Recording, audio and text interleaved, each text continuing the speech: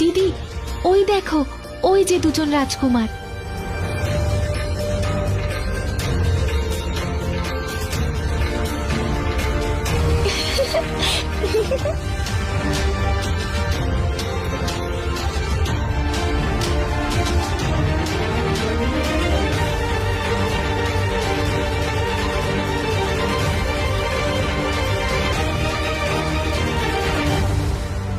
কোথায় চলে গেলেন? ভাগ্যে মনে হয় এটুকুই দর্শন লেখা ছিল। চলো দিদি, মা তোমার স্বয়ংবরের জন্য সুন্দর পুষ্প দিয়ে বরমালা তৈরি করতে বলেছেন। হ্যাঁ, স্বয়ংবরের জন্য আমার সুন্দর পুষ্প চাই, বিভিন্ন রঙের সুগন্ধি পুষ্প, যেটা আমরা গিয়ে তুলবো। চলো বাগানের দিকে যাই।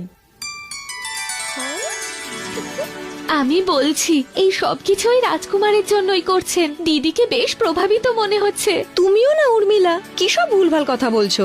দিদি তো এখনো ওনাদের দেখেওনি। চলো যাওয়া যাক। কি সুন্দর আর মনোরম এই উদ্যান। মনেই হচ্ছে না যে আমরা পৃথিবীতেই আছি। সবকিছুই যেন দিব্য আর অলৌকিক মনে হচ্ছে এখানে।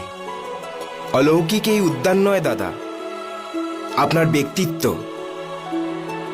যেখানে যেখানে আপনার পা পড়ে ওই স্থান দিব্য হয়ে যায়। না লক্ষণ, কিছু তো দিব্য আছেই এখানে। এখানকার ফুলগুলি থেকে শুধু সুগন্ধই নয়, সুন্দর এক ভাবনাও প্রকাশ পাচ্ছে।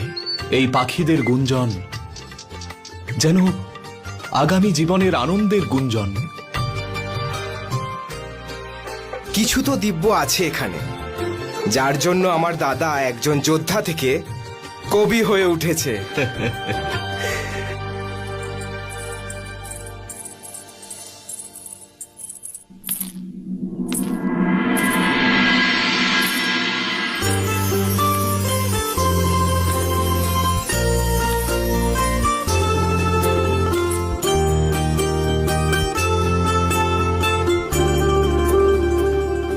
জানো তো দিদি, রাজমহলের সব সেবকেরা রাবণের সেবা করতে ভয় পাচ্ছে।